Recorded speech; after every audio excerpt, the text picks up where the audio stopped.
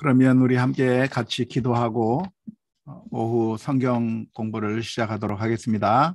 한번 기도하겠습니다. 하나님 아버지, 은혜를 감사합니다. 지난 추석을 통해서 온 가족들이 서로 사랑하고 또 위로하고 또 많은 힘을 얻을 수 있는 귀하고 복된 시간을 가질 수 있게 해주셔서 감사합니다. 연약한 것들이 있으면 감싸주고 또 도와주고 힘을 북돋워 주어서 참 우리 가족 공동체가 참 믿음으로 잘 성장해 나갈 수 있도록 인도하여 주옵소서. 이제 다시 오후 성경 공부로 모입니다. 코로나 상황으로 인하여 모이기가 힘든 이 시기에 또 이런 방법을 통하여 같이 하나님의 말씀을 연구하고 또 배울 수 있도록 인도해 주셔서 감사합니다. 하고 복된 시간 되기를 소원하옵고 감사하며 예수 그리스도의 이름으로 기도하옵나이다. 아멘. 여러분 안녕하십니까? 반갑습니다. 어떻게 잘 추석 때 잘 지내셨죠? 감사합니다. 감사합니다. 그러면 성경 공부를 진행하도록 하겠습니다. 오늘은 요한복음 강좌 17번째 시간이 됐습니다. 한번 오늘은 지난 시간에 이어서 37절, 5장 37절부터 같이 생각해 보도록 하겠습니다. 먼저 37절 한번 읽어보죠. 또한 나를 보내신 아버지께서 친히 나를 위하여 증언하셨느니라. 너희는 아무 때에도 그 음성을 듣지 못하였고 그 형상을 보지 못하였으며 라고 예수님께서 말씀해 주셨습니다. 예수님께서는 사람의 증언을 받거나 사람들의 증언에 의지하는 것이 아니라 하나님께서 친히 예수님에 대해서 증언해 주셨다고 하는 것을 연장해서 계속해서 이 말씀을 해주시는 것이라고 볼 수가 있겠는데요. 하나님 아버지께서, 여기서 말하는 아버지는 하나님 아버지를 의미하는 거겠죠. 하나님 아버지께서 직접 나를 위하여, 즉 예수님을 위하여 증언하셨다고 했는데 하나님께서 예수님에 대해서 언제 증언해 주신 것이죠? 우리가 생각해 본다고 한다면 여러 가지를 생각해 볼 수가 있겠는데, 예수님께서 세례를 받으시고 그 물 위로 올라오실 때 하나님께서 말씀하시기를 이는 내 사랑하는 아들이라고 말씀해 주시는 그런 말씀을 통해서 하나님께서 친히 예수님이 누구라고 하는 사실을 증언해 주신 바가 있죠. 뿐만 아니라 예수님께서 산에 올라가셨을 때 베드로와 요한 그리고 또 야고보를 데리고 산 위에 올라가셨을 때 그 용모가 변화되고 모세와 엘리야와 함께 이야기하는 그 장면이 있었는데, 그 장면에서도 하나님께서는 예수님이 하나님의 아들이라고 하는 사실을 친히 증언해 주셨습니다. 뿐만 아니라 또 언제 증언해 주셨죠? 세례 요한에게도 증언해 주셨죠. 성경에서 구체적으로 하나님께서 세례 요한에게 말씀하신 내용은 나와 있지 않지만 세례 요한이 고백하기를 자기가 이렇게 예수님에 대해서, 메시아에 대해서 증언하고 있는 이유는 그냥 자의로 내가 이렇게 증언하는 것이 아니라 자기를 이렇게 보내어서 광야에서 세례를 주게 만들어 주었는데, 그렇게 나를 보내신 이가, 다시 말하자면 하나님이시겠죠. 하나님께서 예수님이 하나님의 아들이요 메시아라고 하는 사실을 그 하나님께서 자기에게 알려주었다라고 하는 사실을 말씀해 주고 있는 것이죠. 그래서 신약 성경에서만 보더라도 예수님이 하나님의 아들이시라고 하는 그 사실, 예수님에 대해서 증언하시는 것이 아버지께서 예수님에 대해서 증언하는 이야기들이 많이 나오고 있는 것이죠. 뿐만 아니라 우리가 좀 더 생각해 본다고 하면 성경 자체가 예수님에 대해서 증언하고 있다고 볼 수가 있겠습니다. 구약 성경 자체가 예수님이 오실 것이고 예수님이 어떠한 일을 할 것이고 하는 그 모든 것들이 구약 성경에 기록되어 있는 것이니까요.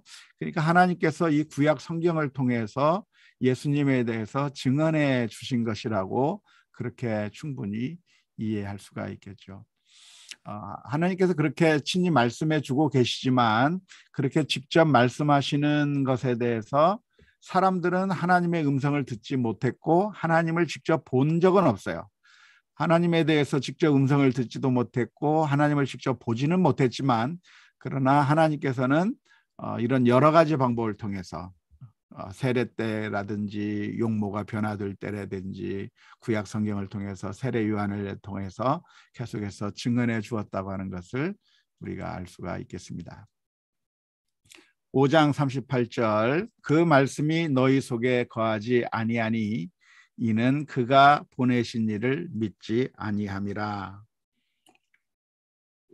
사람들이 예수님을 믿지 않았을 뿐만 아니라 하나님을 믿지 않았기 때문에 하나님께서 해주시는 그 말씀들이 있다고 할지라도 그 말씀이 사람들의 마음 가운데 머무르지 못하는 것이고 그 말씀을 받아들이지 못하고 있는 것이다 라고 하는 것이죠. 5장 39절 너희가 성경에서 영생을 얻는 줄 생각하고 성경을 연구하거니와 이 성경이 곧 내게 대하여 증언하는 것이니라 라고 말씀하고 계시죠. 성경은 하나님의 말씀이고 하나님께서 말씀해 주시는 이유가 있다고 한다면 우리로 하여금 영생을 얻게 만들기 위해서 말씀해 주시는 것인데 그래서 우리가 성경을 연구하면서 성경을 통해서 영생에 대해서 깨닫게 되는 것이죠.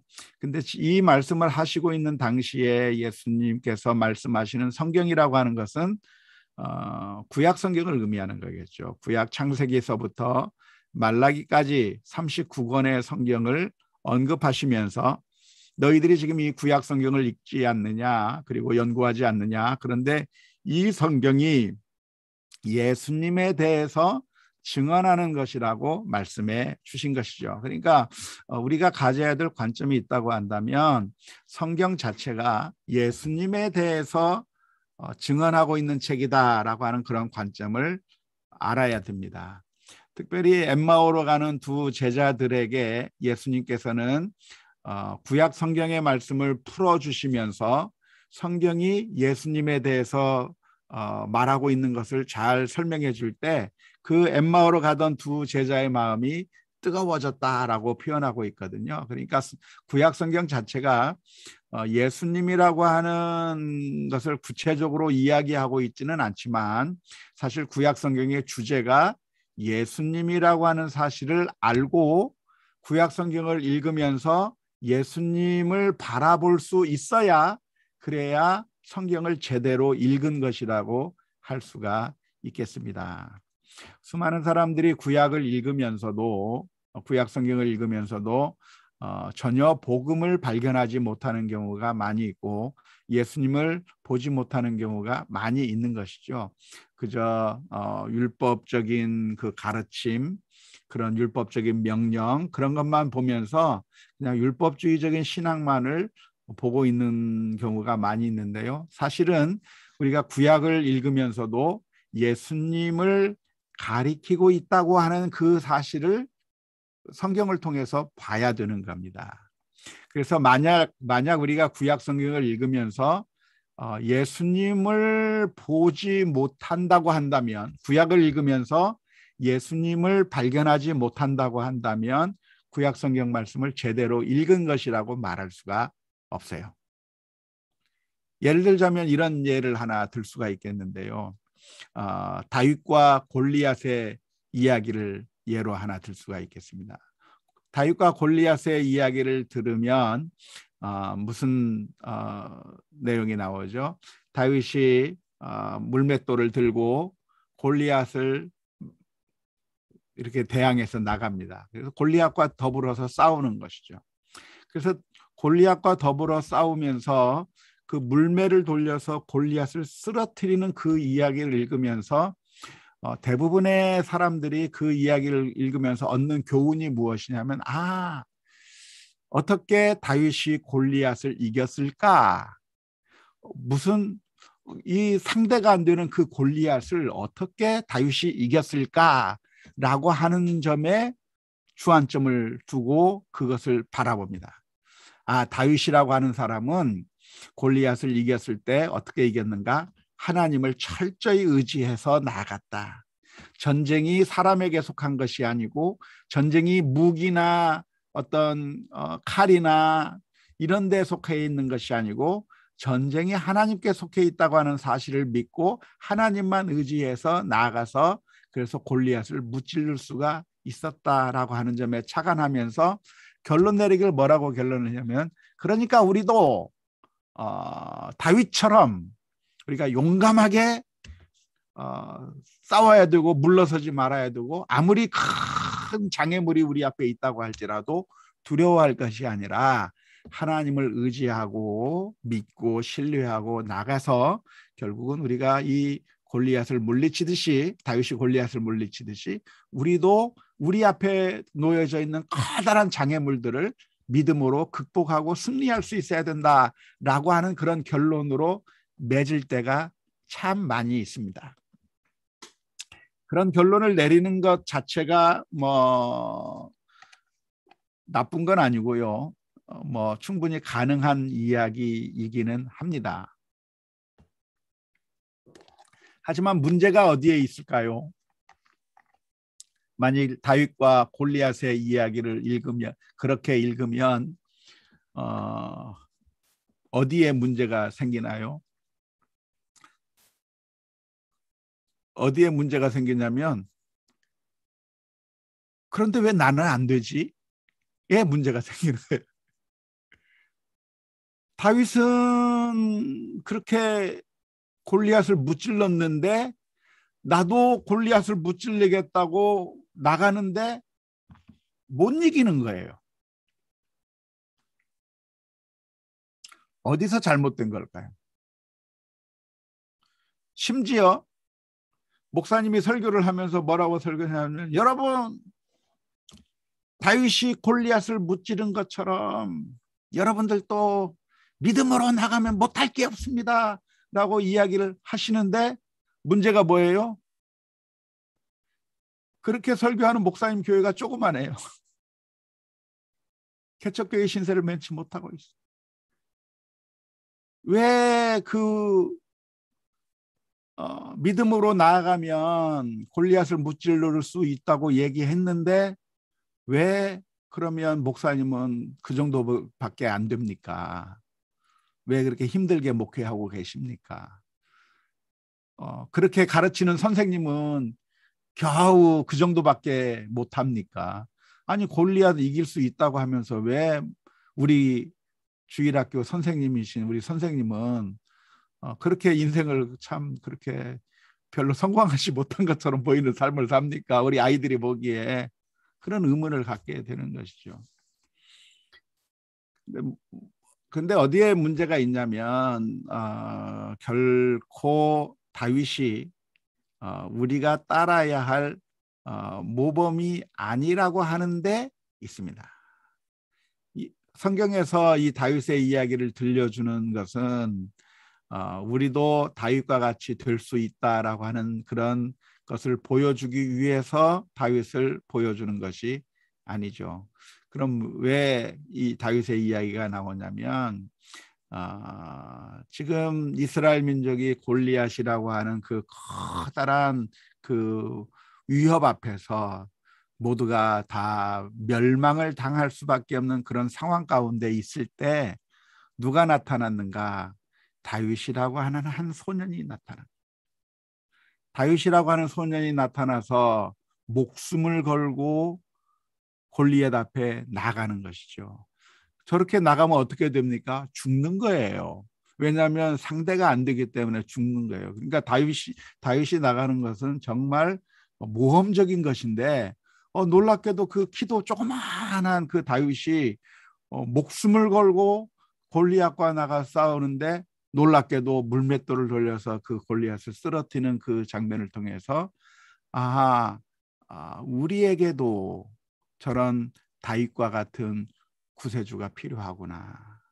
사실 우리의 문제는 내가 해결할 수 있는 것이 아니라 나를 위하여서 대신 나를 대신해서 나가 싸워줄 다윗이 필요하구나라고 하는 사실을 성경에서는 보여주는 것이고, 그 다윗과 같은 분이 예수님께서 오셔서 결국 사탄의 권세를 물리치시고 승리하실 거라고 하는 것을 보여주기 위한 그 방법으로 다윗과 골리앗의 이야기를 해주시는 것이죠. 예수님이 이 세상에 오신 것은 마치 다윗처럼 힘없고 연약하고 정말 아무런 마치 도수장에 끌려가는 양처럼 너무나도 미약한 모습을 가지고 예수님께서 이 세상에 오신 겁니다. 그리고 십자가에 못 박혀 죽는 것처럼 정말 상대도 안 되는 이 세상의 그 커다란 권세 앞에서 아무런 힘도 쓰지 못하고 죽어버리는 것처럼 처참해 보였어요. 그러나 주님께서는 부활 승천하셔서 결국 사탄의 권세를 굴복시키고 우리를 죄악에서부터 건져내시는, 우리를 승리로 이끄시는 그 주님을 바라보게 만들어 주시는 것이 바로 구약성경 다윗의 이야기를 읽으면서 우리가 발견하게 되는 그런 교훈이 되는 것이죠. 그래서 찬송가 가사에 보면 루타가 지은 찬송인데요. 저 장수 누군가 주 예수 그리스도라고 하는 그 찬송이 있잖아요. 마틴 루터는 종교개혁을 하면서 이게 저 다윗이 누구냐? 예수님을 보여주기 위한 하나의 그림이었구나라고 하는 사실을 발견하게 된 거죠. 그러니까 우리가 구약 성경을 읽으면서 항상 보아야 될 관점이 있다고 한다면 어떻게 구약에서 메시아를 그려주고 있는가, 어떻게 예수님에 대해서 그려주고 있는가를 보면서 그것을 바라보아야 우리가 성경을 이해할 수가 있는 겁니다.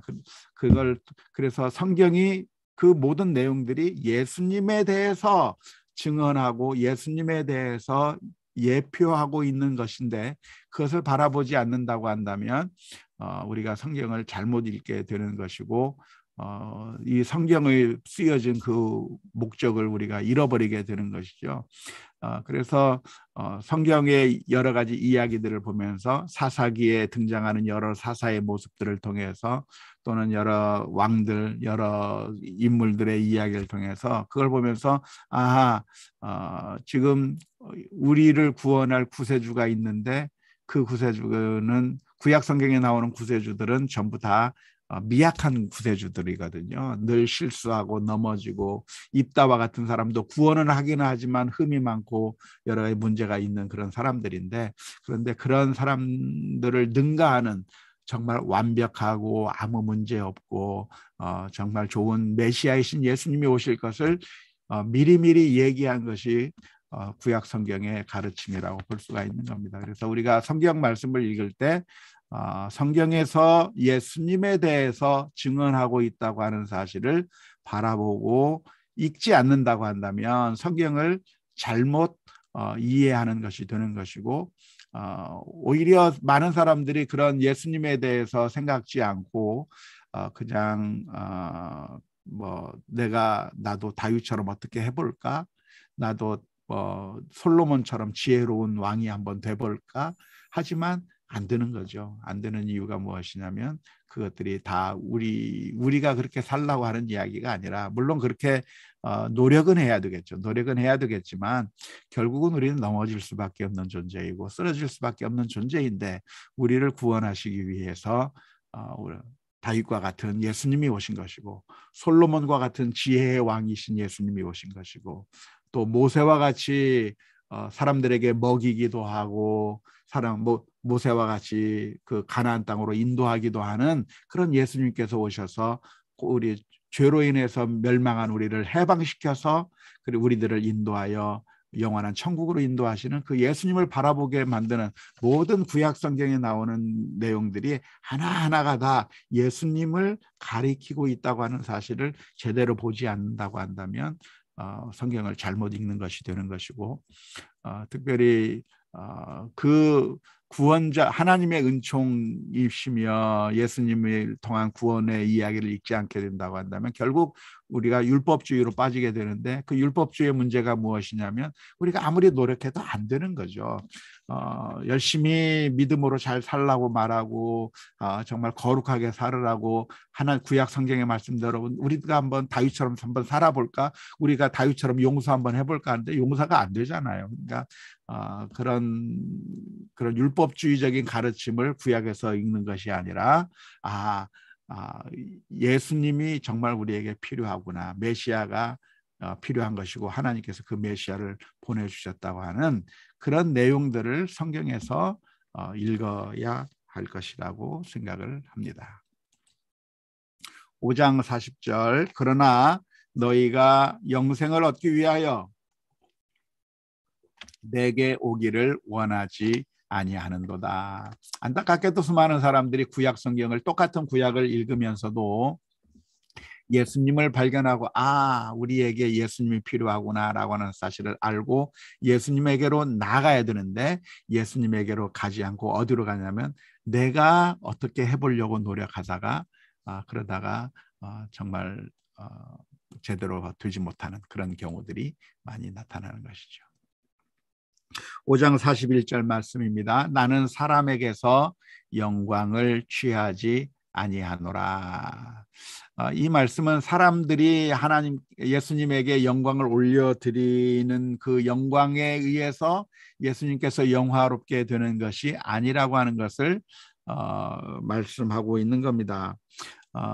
주님께서 사람의 영광을 취하지 않는다고 하는 이야기는 우리가 예수님께 영광을 올려드려야만 그때서야 비로소 예수님께서 영광을 얻게 되는 것이 아니라고 하는 것을 의미합니다. 우리가 종종 오해하는 게 뭐냐면 우리가 하나님 앞에 찬송을 올려드리고 우리가 하나님 앞에 영광을 올려드리기 때문에 우리가 그렇게 하니까 하나님이 높임을 받는다라고 생각할 때가 많이 있어요. 하지만 사람이 예수님께 영광을 전혀 올리지 않는다고 해서 예수님이 영화롭게 되지 않는 것이 아니고 예수님은 그 자체로 영화로우신 분입니다. 우리가 굳이 영광을 올려드려야만 그때서야 비로소 영광을 받으시는 것이 아니라 물론 우리는 당연히 하나님 앞에 영광을 올려드려야 되고 당연히 주님께 영광을 올려드려야 되겠지만 우리가 영광을 돌려드리지 않는다고 해서 주님의 영광이 훼손되거나 그런 것이 아니라 주님은 그 자체로 영화스럽고 그 자체로 영광을 받으시는 분이다라고 하는 그런 의미가 되겠습니다. 5장 42절 말씀, 다만 하나님을 사랑하는 것이 너희 속에 없음을 알았노라. 사람들이 신앙적인 행동들은 많이 하죠. 종교 생활들은 많이 합니다. 신앙생활에 아주 열정을 내기도 하고 종교 생활을 아주 열정을 내긴 하는데 그런데 문제가 무엇이냐면 하나님을 사랑하는 마음이 없이 그저 겉으로만 하는 경우가 많이 있다는 것이죠. 예를 들어서 제사를 드린다고 한다면 하나님 앞에 제사를 열심히 드리는 겁니다. 열심히 드리는데 정말 율법에서 규정한 것처럼 동물들도 정말 흠이 없는 정말 최상의 제물을 하나님 앞에 바치기도 하고 그 다음에 모든 것들을 다 하나님 신앙적으로 종교적으로 열심히 하긴 하는데 근데 왜 그렇게 하느냐? 하나님을 사랑하기 때문에 하는 것이 아니라 만일 내가 이것을 지키지 않으면 내가 혼날까 봐, 내가 이대로 하지 않으면 축복을 받지 못할까 봐 라고 하는 그런 관점에서 행하는 경우가 많이 있는 것이죠.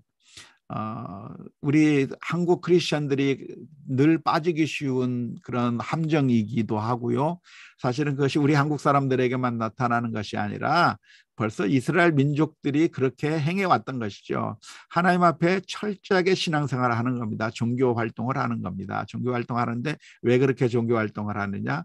하나님의 말씀대로 순종하면 복이 오고 순종하지 않으면 화가 임하기 때문에 복을 얻기 위해서 순종하는 것이고 화를 당하지 않기 위해서 하는 겁니다. 그런데 하나님께서 요구하시는 것의 핵심이 뭐냐면 그런 마음에서 열심히 종교 생활하는 것을 하나님께서 원하는 것이 아닌 것이죠. 어떤 것을 원하십니까? 하나님을 사랑하는 것을 원하는 것이죠. 어떤 남편이 아내가 화낼까 봐 그냥 무서워서 어떤 그 좋은 일을 해준다고 한다면 그게 별로 기분이 안 좋잖아요. 어떻게 할 때 기분이 좋습니까? 사랑하는 마음으로 할 때 기분이 좋은 거죠. 우리 자녀들이 그냥 엄마 소리치는 게 무서워서, 아빠 소리치는 게 무서워서, 그런 소리 듣기 싫어서 그냥 한다고 한다면 그게 제대로 된 것이겠습니까? 아니잖아요.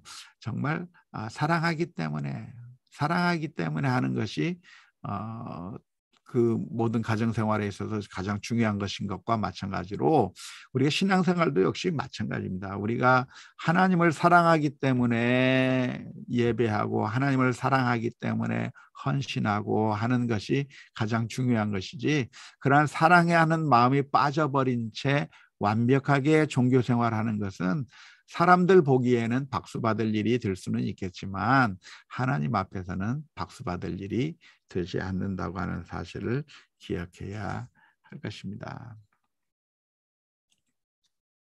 5장 43절 나는 내 아버지의 이름으로 왔음에 너희가 영접하지 아니하나 만일 다른 사람이 자기 이름으로 오면 영접하리라. 이 말씀은 예수님께서 한탄하시는 말씀인데요. 예수님은 하나님께서 보내셔서 온 겁니다. 아버지의 이름으로 왔다고 하는 것은 하나님께서 보내셨다고 하는 것이고, 하나님을 대표하고 하나님을 나타내는 방식으로 예수님께서 오셨다고 하는 것을 의미하는 것이죠. 그러니까 예수님이 온 것은 곧 하나님이 온 것입니다. 마치 어느 나라에 대사가 가면 대사 개인 자격으로 그 나라에 가 있는 것이 아니라 한 나라를 대표해서 가지 않습니까? 그래서 이스라엘의 말에는 보냄을 받은 자는 보낸 자와 똑같다라고 하는 그런 개념이 있는데, 아버지의 이름으로 왔다고 하는 것은 아버지가 온 거나 똑같은 거죠. 하나님이 온 거나 똑같은 겁니다. 하지만 하나님을 섬긴다고 하는 이스라엘 민족들이 예수님을 영접하지 아니한 것이죠. 그것은 무엇입니까? 바로 하나님을 거부한 거와 똑같은 것이죠. 그런데 예수님께서 한탄하시는 겁니다. 만일 다른 사람이 자기 이름으로 오면 영접하리라. 이것은 실제로 그렇다고 하는 얘기가 아니라 하나님의 이름으로 온 예수님에 대해서 거부하고 있는 것에 대한 그런 것을 강조하기 위한 하나의 수사학적인 표현이라고 할 수가 있겠는데요.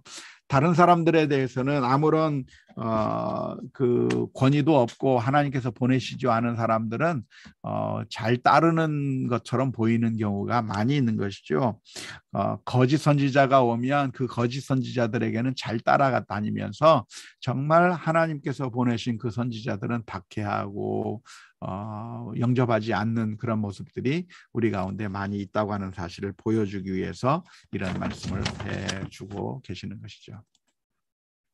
5장 44절 너희가 서로 영광을 취하고 유일하신 하나님께로부터 오는 영광은 구하지 아니하니 어찌 나를 믿을 수 있겠는가. 사람들의 관심이 하나님에게 있지 않고 그저 자기들끼리 서로 영광을 얻고 사람들로부터 박수받고 사람들이 서로 인정해 주는 것, 그런 것만을 기대하고 있다고 하는 것을 한탄하시면서 하시는 말씀이죠. 그런 관심 자체가 하나님에게 관심 있는 것이 아니라 서로 보이는 사람들에게서 인정받는 것, 거기에만 관심을 가지고 있으니 그 믿음이 참된 믿음이 될 수 없다는 것이죠. 어찌 나를 믿을 수 있겠느냐라고 하는 것인데, 사실은 이 5장 44절의 말씀이 오늘날 우리 한국 교회에서 많이 보여지는 현상이죠. 교회에서 신앙생활 하긴 하는데 정말 하나님을 사랑하는 마음에서 신앙생활 하는 것이 아니라, 그리고 하나님 앞에서 하나님께 드려지는 예배와 헌신이 아니라 사람들이 박수 쳐주고 사람들이 인정해주고 사람들이 나를 중요하게 여기는 그것이 목말라 하는 사람들이 너무나도 많이 있어요. 이게 우리가 너무나도 쉽게 빠지는 함정인데요. 정말 우리가 신앙생활하는 이유는 하나님 때문에 신앙생활하는 거잖아요. 하나님 앞에서 신앙생활하는 거잖아요. 기도하면 내가 하나님 앞에 기도하는 것이고 모든 신앙이 하나님 앞에서 하는 건데 그것을 사람들이 안 알아주면 그것 때문에 실망하고 시험에 들고 하는 것이죠. 목사님이 못 알아주면 다른 사람들이 박수를 안 쳐주면 정말 잘한다고 옆에서 박수 쳐주는 것이 그게 우리들의 우상이 되어버리고 그래서 그렇게 신앙적인 열정을 보이는 것이 사람들에게 박수 받는 하나의 수단이 되어버리게 되는 경우가 많이 있는데 사실은 그것이 진짜 신앙이 아니라 그것은 우상이라고 말할 수가 있는 것이죠. 팀 켈러 목사님이 말한 것처럼 우리가 기독교 사역에 성공하는 것도 우상이 될 수 있다라고 이야기를 합니다. 그렇게 말하는 이유가 무엇이냐면 그렇게 기독교 사역에서 성공하는 걸 통해서 사람들이 야 정말 저분이 정말 어마어마한 일을 이루었구나 라고 하는 것에 사람들의 관심이 가고 박수 받는 것이 그게 내 목적이 되어버린다고 한다면 내가 하나님을 섬기는 게 목적이 아니라 사람들의 박수 받는 것이 목적이 되어버리기 때문에 그것은 우상이다 이 말이죠.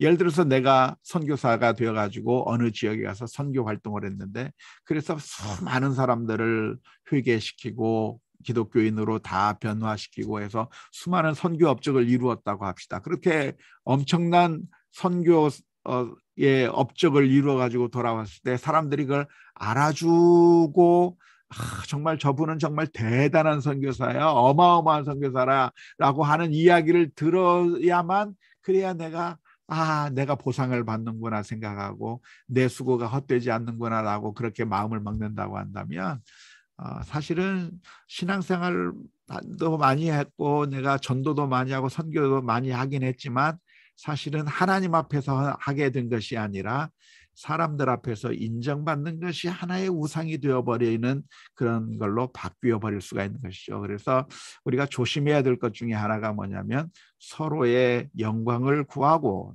사람들로부터 박수받는 것을 취하려고 하고 하나님께서 인정해 주시는 것을 별로 신경 쓰지 않는 그런 모습이 된다고 한다면 그게 참된 믿음이라고 할 수가 없을 겁니다.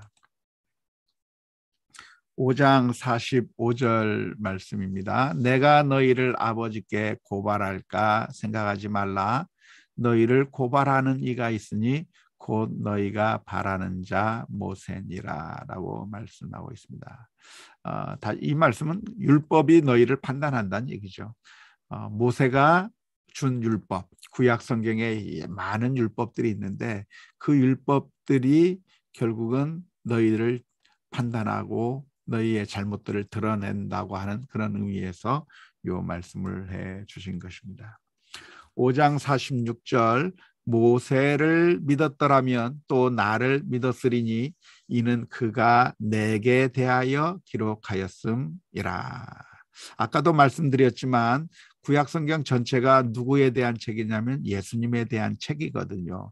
그러니까 모세의 기록도 사실은 그 성경을 모세 오경을 읽으면서 창세기, 출애굽기, 레위기, 민수기, 신명기를 읽으면서 이것이 예수님에 대한 것을 가리키고 있구나라고 하는 사실을 바라봐야 되는 겁니다. 그러니까 속죄의 모습을 보면 속죄의 예식들을 통해서 예수님께서 속죄해 주시는 것을 바라보아야 되고 그 모세의 글에 나타난 여러 가지 사건들이나 그런 것들이 다 사실은 예수님을 가리키고 있다고 하는 것들을 성경에서 바라보지 않고 그냥 읽는다고 한다면 그것은 잘못 읽은 것이 되는 것이죠. 그러나 그의 글도 믿지 아니하거든 어찌 내 말을 믿겠느냐 하시느라. 역시 한탄하시는 말씀이죠. 하나님의 말씀을 사람들이 제대로 받아들이지 않는다는 것이죠. 그렇게 하면서 예수님을 받아들이지 않는다는 것에 대해서 말씀해 주고 계십니다. 6장으로 넘어가겠습니다. 6장은 오병이어의 이야기가 기록되어 있는 장이 6장인 것이죠. 그 후에 예수께서 디베랴의 갈릴리 바다 건너편으로 가심에 그랬네요. 갈릴리는 엄격하게 말하면 호수죠. 호수인데 이스라엘 사람들이 좀 뻥이 세가지고 그 호수를 바다라고 불렀습니다. 그래서 갈릴리 바다인데 그 갈릴리 바다는 그 갈릴리 바다의 주변에 위치한 해안 그 강 호수가 도시들의 이름을 따라서 갈릴리 바다가 다양하게 불리는 겁니다. 디베랴 근처에서 봤을 때는 디베랴 바다라고 말할 수도 있고 아무튼 그 연안에 있는 그 마을들의 이름을 따서 같은 갈릴리 바다인데 그것을 때로는 디베랴 바다로 부를 수도 있고 무슨 바다라도 부를 수 있고 그 마을 이름에 따라서 그 바다를 그렇게 불릴 수가 있겠는데 예수님께서 디베랴 지역에 있는 바다의 건너편 쪽으로 가셨다고 하는 것이죠. 그때 큰 무리인가 많은 사람들이죠. 많은 사람들이 예수님을 따라왔습니다. 따라온 이유가 무엇이냐면 예수님께서 병자들에게 행하시는 표적, 다시 말하자면 기적을 사람들이 보았기 때문에 병자들이 많이 몰려드는 겁니다. 참고로 말씀드리자고 한다면 예수님께서는 가버나움을 중심으로서 그렇게 활동해 오셨는데 왜냐하면 당시는 로마가 닦아놓은 길이 아주 잘 뚫려 있었습니다. 그래서 가버나움을 중심으로 해서 동서로 길이 잘 뚫려 있었고 또 남북으로 길이 아주 잘 뚫려 있어서 로마는 전 세계를 지배하면서 제일 먼저 한 것이 도로부터 닦는 일이었거든요. 근데 그 도로가 얼마나 잘 되었는지 아주 과학적으로 잘 만들어져 있습니다. 밑에는 큰 돌들을 먼저 심어 놓고 그 밑 위에는 자갈들 그리고 그 위에는 모래 그 위에는 흙을 깔고 그 양옆에는 배수로까지 만들어 가지고 비가 오면 비가 자연스럽게 옆으로 빠지고 밑으로 빠져서 길을 비가 오든 뭐가 오든 잘 다닐 수 있도록 길을 아주 정교하게 잘 만들어 놓은 것이 로마 사람들의 업적 중에 하나이기 때문에 모든 길은 로마로 통한다고 하는 말이 나올 정도로 로마는 가는 곳마다 길을 잘 닦아 놓았거든요. 근데 예수님께서 이 어디에서 활동하셨냐면 바로 이 가버나움이라고 하는 곳에서 활동했는데 그 이유는 뭐냐면 동서남북으로 길이 아주 많이 발달돼서 그래서 복음을 전하기에는 수많은 사람들에게 소문이 퍼져나가기에는 정말 좋은 위치에 거하고 계셨던 것이고 예수님께서 병자를 많이 고쳤을 때 그 소문이 순식간에 전 세계로 퍼져버려서 세계 각국에서부터 수많은 병자들이 예수님에게로 따라왔습니다. 예수님께서 산에 오르사 제자들과 함께 거기 앉으셨습니다. 당시 유대인들은 랍비는 앉아서 가르쳤다고 합니다. 그러니까 오늘날에는 우리 선생님들이 다 서서 가르치잖아요. 저도 서서 설교를 하고 그러는데 유대인들은 다 앉아서 설교를 하고 앉아서 이렇게 가르쳤는데 예수님께서 산에 올라가서 제자들과 함께 앉으시니까 수많은 사람들이 몰려드는 겁니다. 마침 유대인의 명절인 유월절이 가까이 왔던 때였습니다. 유월절은 유대인들의 아주 큰 명절이고 유월절은 언제입니까? 지금으로 치면 봄, 부활절 근처가 바로 유월절입니다. 그때가 됐는데요. 예수께서 눈을 들어 큰 무리가 자기에게로 오는 것을 보시고 빌립에게 이르시되 우리가 어디서 떡을 사서 이 사람들을 먹이겠느냐 하시니 수많은 사람들이 오니까 빌립에게 물어본 겁니다. 어디서 떡을 사서 떡을 구해서 이 사람들을 먹일까라고 질문을 던진 것이죠. 40분입니다. 그래서 그래서 여기까지 하고요. 이제는 우리가 서로 대화를 한번 나눠보도록 하겠습니다. 질문 있으시면 한번 질문을 해주시면 좋겠습니다. 질문 아니어도 되고요. 그냥 뭐 추석 때 어떻게 보냈는지, 이번 추석을 지내면서 어떤 즐거운 일이 있었는지 그런 얘기 해주셔도 좋고요. 한번 대화하는 시간을 가지도록 하겠습니다.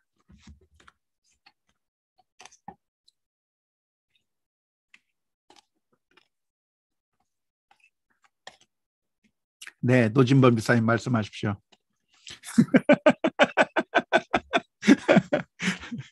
이번 추석 기간에도 근무하셨나요? 네, 계속 야간 근무여가지고요. 네. 그래서 밤에 근무했는데 제가 남원에서 근무하는데 그 명절에 사람들이 엄청 많이 모여가지고 젊은 사람들이 되게 이제 12시까지밖에 영업을 안 하거든요, 술집이. 예.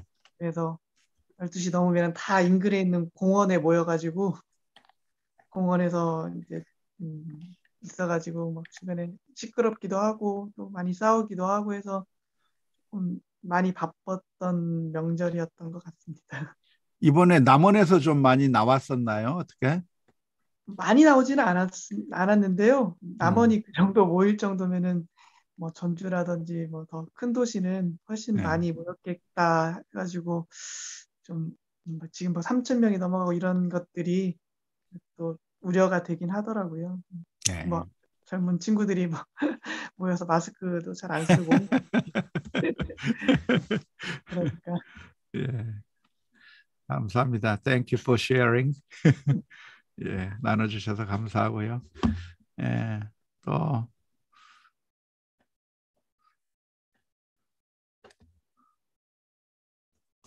네, 한 권사님 말씀하셔요. 마이크 켜야 됩니다. 마이크를 꺼서. 네, 오랜만에 뵙게 돼가지고 너무 좋습니다. 네, 저도 반갑습니다. 네. 목사님께서 그 구약 성경을 읽을 때 구속사적 그런 그 관점으로 잘 봐야 된다고. 그런데 저희들이 그게 좀 잘 안 되는 것 같아요. 그래서 이렇게 스토리 중심으로, 인물 중심으로, 그리고 또 우리의 어떤 모델 그런 것으로 자꾸 이렇게 생각이 되고 거기서 그 예수님의 그런 거를 바라볼 수 있는 눈이 아직 안 되는 것 같아요. 예, 그게 어쩌면 그게 우리들이 늘 평상시대로 하는 방법이거든요. 우리들은 늘 성경을 읽으면서 보니까 다윗이 이렇게 했네, 솔로몬이 이렇게 했네. 그러니까 우리도 그렇게 한번 해볼까라고 하는 것이죠. 근데 그게 만약 구약만 있었다고 한다면 그렇게 읽는 것이 뭐 어쩌면 맞을 수 있을지도 모르겠는데, 그런데 우리는 구약만 갖고 있는 것이 아니라 신약 성경을 가지고 있고 예수님께서 우리를 위해서 어떻게 하셨는가, 그리고 우리의 문제가 무엇인가에 대해서 신약을 통해서 알려주고 계시잖아요. 그리고 사실은 그 신약을 통해서 예수님께서 해주시는 말씀이 사실은 구약이 그런 의미가 아니다, 나를 보게 만드는 것이다라고 말씀해주고 있고, 그 구약을 통해서 예수님을 보게 만들어야 된다라고 신약에서 그렇게 이야기해주고 있거든요. 근데 결국은 그 관점의 차이인데, 복음의 관점으로 보면 그렇게 볼 수 있는데, 사람들의 마음에 복음의 관점이 들어있는 것이 아니라 복음은 신경을 안 써요. 내가 어떻게 열심히 노력을 해가지고 내가 좀 하나님 앞에, 하나님 내가 이 정도 내가 잘했습니다, 내가 이만큼 열심히 하고 내가 열심히 이만큼 노력을 하고 내가 열심히 이만큼 믿음을 가지고 내가 이 정도 하면 내가 다윗과 같이 할 수 있을까요? 라고 하는 그런 관점으로 내 노력을 가지고 그 성경 말씀을 읽는 것이죠. 근데 물론 우리가 노력하지 말아야 된다는 건 아니고, 우리가 본받긴 본받아야죠. 다윗도 본받아야 되고 솔로몬도 본받아야 되고 아브라함도 본받아야 되고 본받을 게 많이 있습니다. 모세도 본받아. 근데 문제는 뭐냐면 결국은 우리가 아무리 노력해도 거기까지 못 간다는 거예요. 거기까지 못 간다. 우리의 문제가 우리가 해결할 수 없다는 게 문제고 결국 우리에게는 구세주가 필요하고 나의 그 근원적인 문제를 해결해 줄 예수님이 필요하다고 하는 그 메시지를 읽어봐야 되는 거죠. 그래서 성경을 읽으면서 좀 더 우리가 이 성경이 예수님에 대해서 이야기하고 있다고 하는 점을 바라봐야 되는 것이죠. 근데 그래도 우리 주일학교 학생들이 착해서 아무 말 안 하는데 벌써 머리가 비상한 아이들은 선생님이 주일학교 선생님이 다윗과 골리앗 얘기를 해주면 속으로 생각하는 거죠. 그러는 선생님은 왜 그 정도밖에 못 됐어요? 엄마 아빠가 다윗과 골리앗 얘기 해주면서 골리앗 우리가 다윗처럼 하면 돼라고 얘기하면 꼬마애들이 생각하는 거예요. 그런 아빠는 왜 이거밖에 안 되고 있지? 라고 질문을 던지게 되는 것이죠. 그래서 우리가 성경을 예수님을 바라보게 만드는 그 관점으로 성경을 다시 한번 읽어봐야 되는 거예요. 또 읽어봐야 돼. 우리가 멸망할 수밖에 없을 때 다윗이 나타나서 이스라엘을 구원해 주듯이 예수님께서 오셨구나. 그걸 발견해야 돼.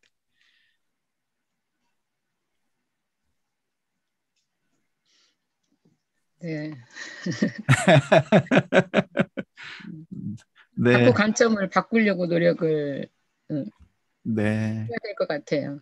그리고 구약을 읽다 보면 그 하나님의 그 진노하시는 그런 장면이 많이 나오잖아요. 네. 그러니까 너무 죄가 심하기 때문에 이제 그러는데 이제 그런 내용들이 너무 많이 나오다 보면 저는 이제 그 젊은 사람들이 그런 걸 보면서 그 하나님을 좀 이렇게 무섭고 물론 이렇게 두려운 경외하는 그런 분으로 보기는 해야 되지만 너무 하나님은 심판하시는 분 같은 그런 느낌을 많이 갖게 해줄 것 같은 그래서 구약 성경이 너무 두꺼운 것 같다는 생각이 좀 들어요.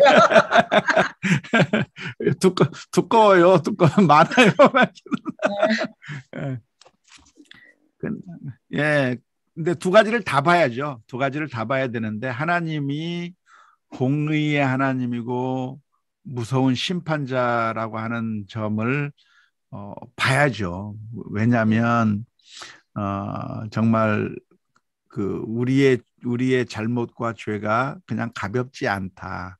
사실은 더 크게 심판을 하는 것이 당연하다고 하는 것을 분명하게 먼저 알아야 되는 것이고, 근데 그 하나님이 공의의 하나님일 뿐만 아니라 사랑의 하나님이시기 때문에 그 심판을 우리들에게 내리신 것이 아니라 사실 우리가 받아야 될 심판을 예수님에게 내리셨고 그것 때문에 우리가 살아났다고 하는 점을 동시에 바라봐야 되는데 우리가 종종 자꾸 한쪽을 잃어버리려고 해요. 어떤 사람은 사랑의 하나님만 보면서 공의의 하나님은 무시해버리려고 하고 어떤 사람은 공의의 하나님을 보면서 무섭기만 하면서 사랑의 하나님의 요소를 잊으려고만 하는데 사실은 그 두 개를 정확하게 똑같이 공평하게 봐야 그게 하나님을 제대로 이해하는 거라고 할 수가 있겠죠. 네. 네, 잘 들리시죠? 잘 들립니다. 추석 때 올려. 네, 추석 때 네. 그 가정 예배 순서지를 가지고 예배를 드렸어요. 그랬군요. 우리 교회 께 좋더라고요. 그래요? 예. 아주 좋아하고 기뻐할 목사님이 한 분 계십니다. 네, 참 좋더라고요. 그래서 친정에서 처음으로 추석 가정 예배를 드렸어요. 자꾸는 노집사가 설교했어요. 설교 원고대로 안 했어요. 아, 그렇군요. 예. 그러면 그래서 그게 우리가 그냥 그 있는 그대로만 하는 것은 별로고요. 내 이야기가 거기에 들어가야죠. 내가 느낀 것을 얘기해 볼 수가 있죠. 예. 목사님처럼 예수님으로 끝나더라고요. 그래요? 아, 잘 배웠구나. 아, 예. 네, 그래서 참 감사한 추석이었어요. 근데 추석 예배지를 안 가지고 와가지고 교회 빌려서 가지러 왔더니 없더라고요. 교회 홈페이지에 있어요. 그래서 했어요. 예. 그래서 감사합니다. 우리가 성경을 읽으면서 평상시 읽던 방법으로 읽지만 한 번 더 질문을 던져봐야 되는 거예요. 그래서 이것이 예수님을 어떻게 나타낼까? 우리에게 예수님이 필요하다고 하는 사실을 이 본문을 통해서 뭘 얘기하고 있을까? 라고 하는 것을 한 번 더 질문을 던져봐야 되는 것이죠. 그런데 대부분의 사람들이 그것은 거기까지 안 가요. 어디서 끝나냐면 그냥 보이는 것만 보고 끝내버리는 거죠. 거기서 결국은 어떻게 되냐면 내가 열심히 신앙생활 해야 되겠다. 내가 열심히 신앙생활하면 축복받고 못하면 화받고 그것만 끝내요. 근데 거기서만 끝낼 게 아니고 이 본문은 어떻게 예수님을 보여주고 있는가를 한 번 더 질문을 더 던져봐야죠. 한 번 더 질문을 던져보고 한 번 더 질문을 던져보고 그래서 성경을 좀 더 깊이 바라볼 수 있는 우리가 얼마나 연약한 죄인인가를 발견해야 되고 나의 이 죄의 문제를 어떻게 예수님께서 해결해 주셨는가, 하나님은 어떻게 우리를 사랑해 주셨는가, 그런 문제들까지 한 단계 더, 한 발 더 앞에 나가야 되는데 한 발 더 나가는 게 엄청난 큰 차이예요. 복음으로 나가는가, 복음 나가기 전인가의 차이예요. 안 믿는 동생의 가정이 복음을 들을 수 있어서 참 즐거웠던 추석이었던 것 같아요. 네. 근데 사실은 이제 오늘날의 세상 사람들이 교회를 바라보는 것은 정말 부정적이거든요.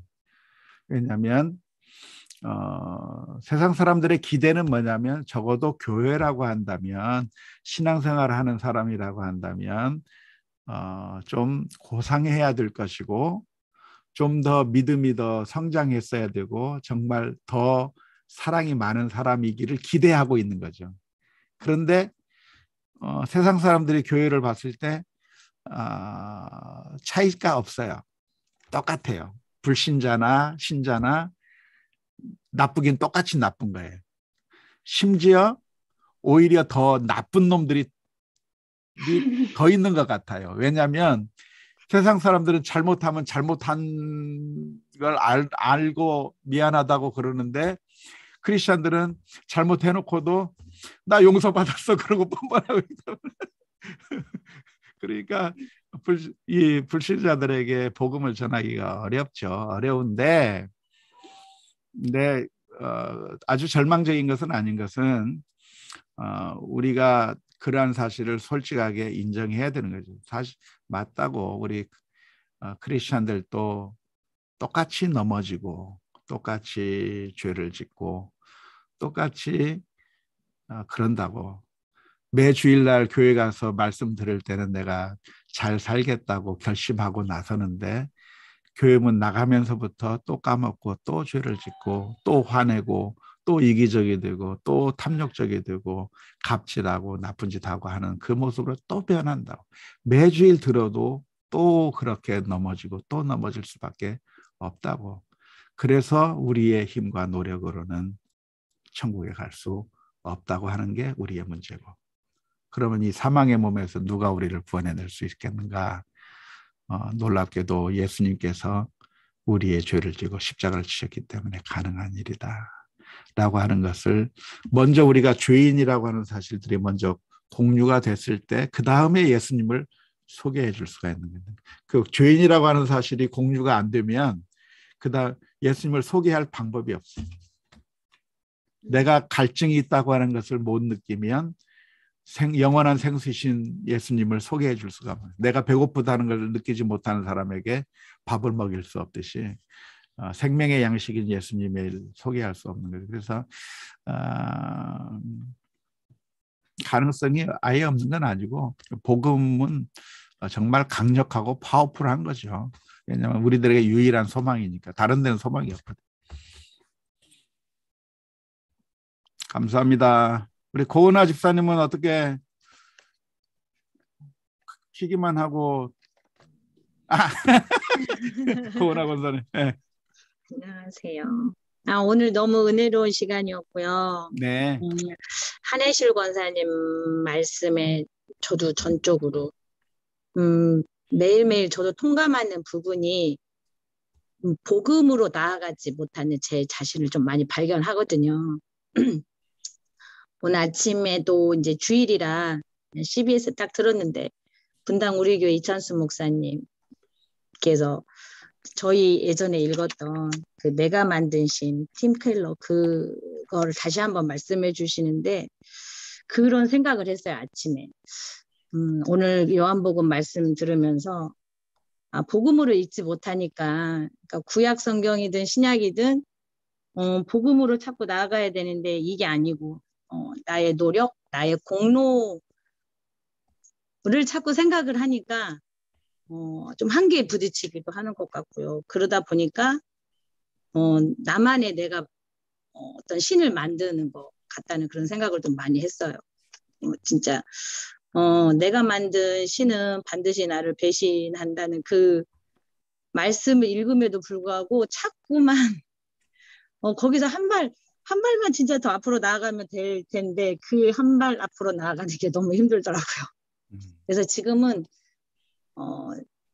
더 많이 목사님 말씀이 목사님께서 주일 때 항상 설교해 주시는 말씀이 그래서 저에게 더 많이 도전이 되고 늘 그래서 좀 묵상 많이 하고 있어요.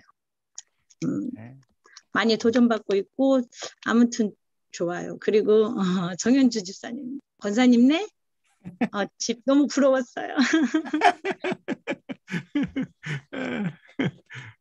저희 가정도 빨리 그런 날이 왔으면 좋겠어요.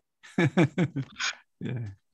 우리가 조급하게 생각하지 마셔요. 조급하게 생각하지 마시고 우리가 복음을 전하는 것은 정말 사람의 생각 전체가 완전히 바뀌어 버리는 거거든요.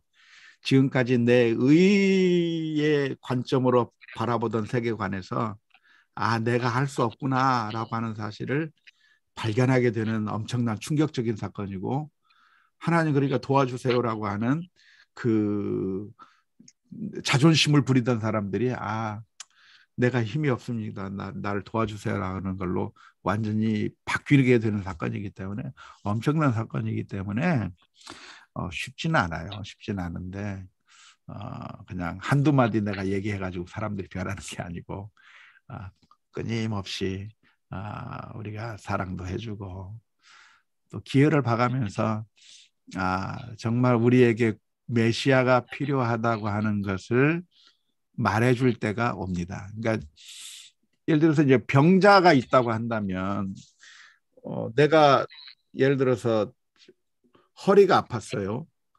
허리가 아파가지고 그것 때문에 너무 고통스러웠는데 그런데 어느 병원을 소개받아서 갔는데 그 병원에서 나를 잘 고쳐줬어요. 그런 경험이 있다고 한다면 그 사람은 가만히 있다가 어느 사람이 나 허리 아파 죽겠다라고 하는 사람이 나타나면 그래? 나도 허리 아팠었는데 그런데 전주 무슨 어느 병원에 갔더니 날 잘 고쳐줬어. 한번 가봐 라고 얘기하면 그 사람이 얘기를 듣잖아요. 그러니까 우리가 내가 병을 고칠 수 있어서 내가 복음을 전할 수 있는 것이 아니고 내가 고침을 받았기 때문에 당신도 똑같이 고침을 받을 수 있다고 하는 사실을 이야기해 줄 수 있는 게 복음이고 전도예요. 그래서 먼저는 우리가 이제 복음으로 치유받고 예수님을 만나는 그런 경험들이 있고 그게 있어야 되는 것이고, 그게 있다고 한다면 우리 주변의 사람들이 나와 똑같은 아픔, 나와 똑같은 고민들을 갖고 있거든요. 그 사람들에게 사실은 내가 힘들었었는데 예수님께서 나를 위해서 이렇게 해주셨다고 하는 것을 깨닫고 내가 힘이 많이 됐다고 하는 얘기를 들려줄 수 있는 것이죠. 인간은 완벽하지 않기 때문에 결국은 예수님 좀 도와주세요라고 하는 상태로 오게 돼 있어요. 전도가 어려운 게 아니고 이 정말 자존심 센 사람들이 내 힘으로 안 되는구나를 깨닫는 때가 오는 거죠. 그때를 얘기해 주는 거예요. 나도 내 힘으로 하려고 했는데 안 됐다. 근데 예수님이 목사님께서 오늘 설교해 주신 것 중에, 그런데 선생님은요, 저희 상우가 네. 제가 어렸을 때 저희 상우를 정말 이렇게 믿음의 자녀로 잘 키워보고 싶어서 네. 성경에 나오는 그런 수많은 사람들, 하나님의 사람들, 그런 관련된 책들을 엄청 익혔어요. 제일 처음에 상우도 거기 엄청 빠져서 워낙 책을 좋아했던 애라 그랬었는데, 나중에 그러더라고요. 엄마, 나 다 이런 사람들 싫어. 위인전이 정말 싫어졌대요. 그러니까 제가 오늘 다시 한번 그 생각을 한 거예요. 이걸 복음으로 우리 상우에게 성경의 구약을 접근시켰더라면. 근데 저도 그때만 하더라도 구약은 예수님의 오심을 나타내는 성경이라는 거를 알고는 있었지만, 머리로는 알고는 있었지만 이거를 복음과 연결시키지 못했던 때라 정말 막 우리도 이렇게 수많은 하나님의 증인들 사람들처럼 열심히 노력하면 우리도 정말 뭔가 정말 새로운 삶, 모르겠어요. 좀 교만했던 것 같아요. 그러니까 예수님은 딴 쪽에다 모셔놓고 정말 우리가 열심히 노력하고 열심히 정말 신앙생활을 하면 뭔가 우리도 이렇게 달라진 삶을 살 수 있지 않을까. 그런 생각을 좀 했었던 것 같아요, 그때는. 근데 대부분 그렇게 많이들 생각하죠. 그렇게 많이 생각하는데, 근데 그래도 이제 막 소망을 품는 사람들은 계속 그렇게 소망을 품지만 상우처럼 똑똑한 애들은 눈치챈단 말이에요. 그러니까요. 눈치채가지고 네. 이건 순 엉터리인데, 말도 안 되는데, 이게 말이 안 되는데 라고 눈치를 채는 거예요. 맞아요. 예, 근데 그걸 너무 빨리 눈치를 చేసు어요. 예, 똑똑하니까 그래요. 똑똑한 아이들은. 눈치를 너무 빨리 채가지고 예. 그 출판사 사장에 뭐 이렇게 그러니까 이런 책을 출판할 때 그 사람이 왜 이런 책을 출판했는가, 그런 어떤 저의 약간 고의 이런 것까지 저한테 막 그래서 결국은 우리 인간은 연약해요. 연약하고 그러니까요. 내 힘으로 할 수 없다는 것이 결국 하나님께서 은혜를 주시면 그걸 발견하게 되는 것이고, 그러면 예수님이 내게 필요하구나라고 하는 것을 인정하게끔 될 수밖에 없어요. 그래서 기다리시고 기회를 봐야 되는 거죠. 기회를. 네. 아이고, 감사합니다. 오늘 오래간만에 만나서 수다를 떨면서 재미있는 시간을 보낼 수 있어서 너무 감사합니다. 한번 기도하고 마치겠습니다. 하나님 감사합니다.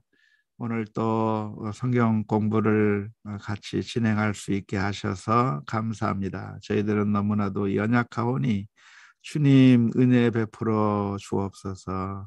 갈 길을 보여주시고 저희들의 발걸음을 인도해 주시고 여러 가지 힘들고 어려운 문제들 앞에서 좌절하지 않고 주님을 바라볼 수 있는 귀한 은혜도 허락하여 주옵소서. 주의 은혜에 감사하오며 예수 그리스도의 이름으로 기도하옵나이다. 아멘. 감사합니다. 감사합니다.